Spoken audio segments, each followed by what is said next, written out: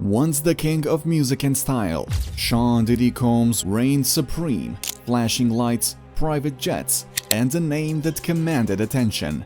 But now, all anyone can talk about are his tantrums behind bars. He's losing it, and it's everywhere. People can't look away. What's pushing him to the brink? How did a man who ruled the world end up unraveling like this? I got my MTV out. Savage! I'm a savage! Oh! I'm a savage! Whatever I want, I'm going to get! Whatever I want, I have to get!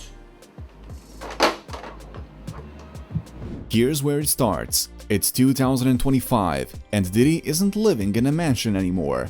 He is in a prison cell, facing serious charges including sex trafficking and racketeering. He's waiting for his trial, and the world is watching. In the outside world, Diddy's name still makes headlines. But inside these walls, another man runs the show. Someone with no platinum records, no designer suits, just a presence that's impossible to ignore. Diddy used to own every room he walked into. Now he walks in, and no one cares. They're all too busy listening to someone else. Luigi Mangione. Yeah, Luigi. He's not a celebrity, not a music mogul, just a guy who's somehow stealing the spotlight from Diddy. Mangione, the man accused of killing United Healthcare CEO Brian Thompson, has become the main attraction in prison. Inmates are drawn to his story, crowding around him, while Diddy, who used to command every room he entered, now fades into the background, boiling with anger. Diddy's always been the center of attention. Now, he's just another guy, and it's killing him. How does a man who once owned every room he walked into handle being just another face in the crowd? Well, that must be hard for him. Also, according to an exclusive report from TMZ, an insider at the prison revealed, Diddy is struggling. He's not used to being treated like just another inmate, and it's making him lose control. Diddy's voice booms through the block. Another tantrum. But here's the thing. No one's really paying attention. A few heads turn, sure, but not at him. Instead, all eyes flick to Luigi. He smirks, leans back, and shakes his hand. Man, you ain't running shit here. A couple of guys chuckle, and just like that, Diddy feels it. That sting, that shift. He used to be the one people looked up to, wherever they went. But now, he's the one they're laughing at. And he knows it. His voice echoes through the cell block in frustration, and his temper flares like never before. This isn't new. Diddy's had a pattern of losing control for years. Back in 2001, the cracks started to show at a high-profile fashion show. It was supposed to be his moment of glory, but instead, he exploded, yelling at everyone, throwing clothes around, acting like the sky was falling because one little thing wasn't perfect. People brushed it off as passion, but those who worked under him knew better. They knew the real Diddy, the one who needed to control everything. That obsessive need for perfection followed him everywhere, even into the music studios. Diddy was a genius, no doubt, but he was also a nightmare. Have you heard the legend about him throwing a TV out of a window because a track wasn't right? A TV! Imagine being there, watching this guy lose it over a beat. His staff learned to tiptoe around him, knowing his moods dictated everything. One of them puts it bluntly, you could feel it in the air. When he was happy, you were safe. When he wasn't, you just waited for the explosion. Back then, he could still hide it. But in 2016, that facade was cracking. The infamous Intercontinental Hotel incident in Los Angeles, where surveillance footage captured Diddy physically assaulting Casey Ventura, and appears to corroborate some of the allegations of abuse against music mogul Sean Diddy Combs. The video, captured on multiple cameras, shows Combs assaulting his then-girlfriend Cassie Ventura in a hallway at a Los Angeles hotel in March 2016. A lawsuit filed by Ventura in November last year and settled the next day referenced actions that seem to match those seen in this video. There is no audio. That moment really set the stage for what we're seeing now.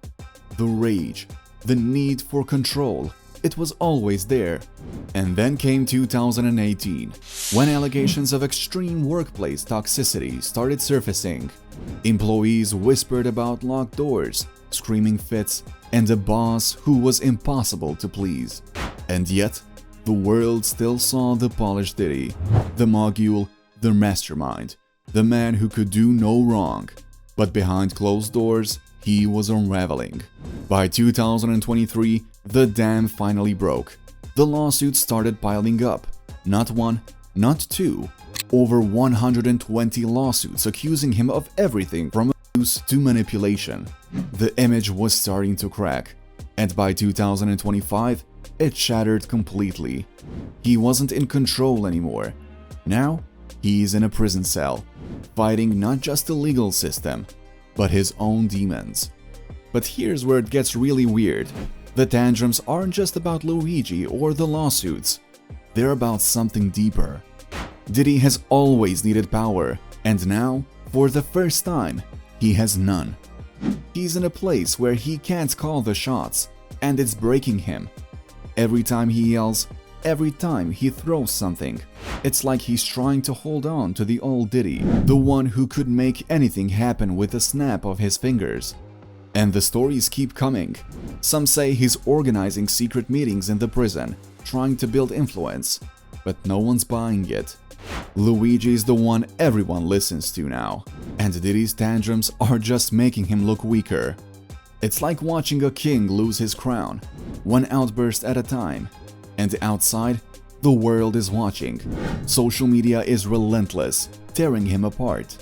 Some of the crazy memes posted in TikTok were...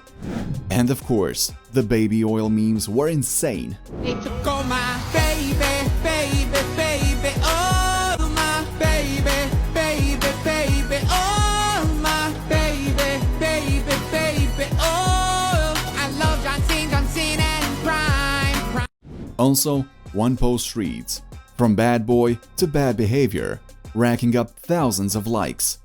The memes are endless, and the jokes are sharper than ever. But beneath the laughter, there's something darker.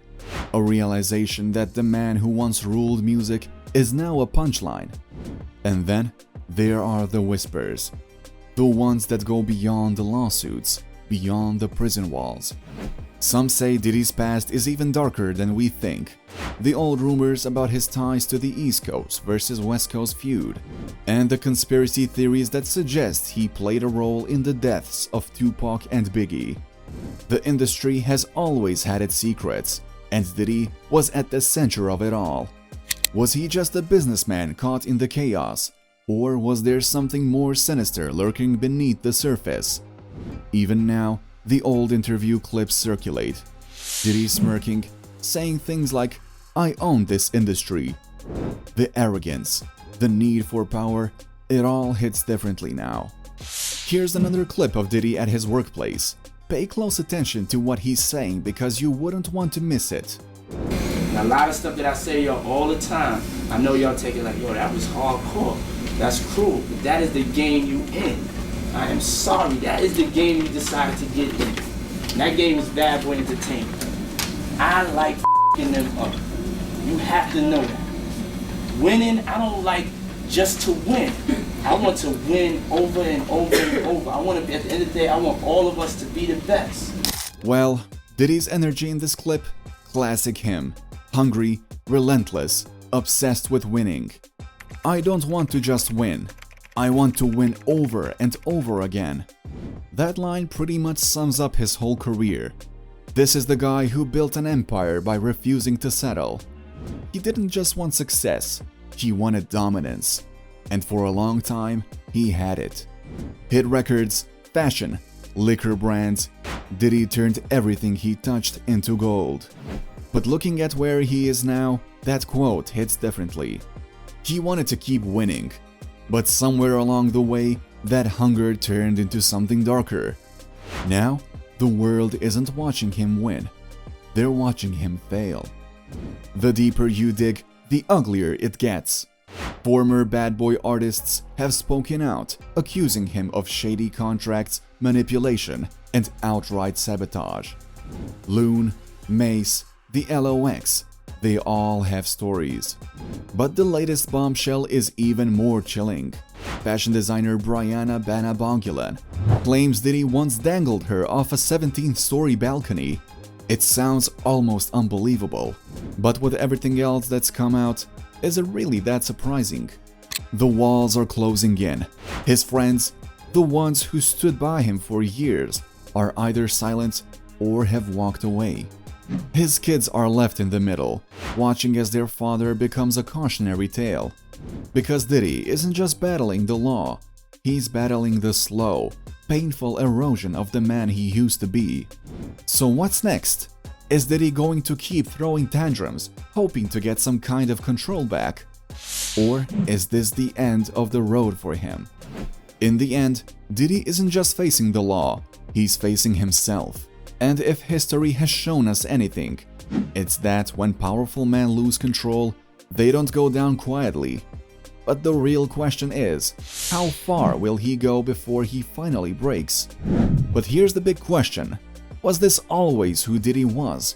Were there tantrums, the need for control always there, waiting to come out? Or did the pressure, the fame, the power, it all just break him? It's hard to say. Maybe it's both. Maybe Diddy's story isn't just about a fall from grace. It's about a guy who couldn't escape himself. As the trial gets closer, the stakes are higher than ever. Will Diddy find a way to turn it around? Or will the tantrums be the last thing we remember about him? Diddy built an empire by playing the game. But now, the game is playing him. The only question left is, how does this end? What do you think? Is Diddy done? Or can he come back from this? Drop your thoughts in the comments and don't forget to subscribe for more updates on this crazy story.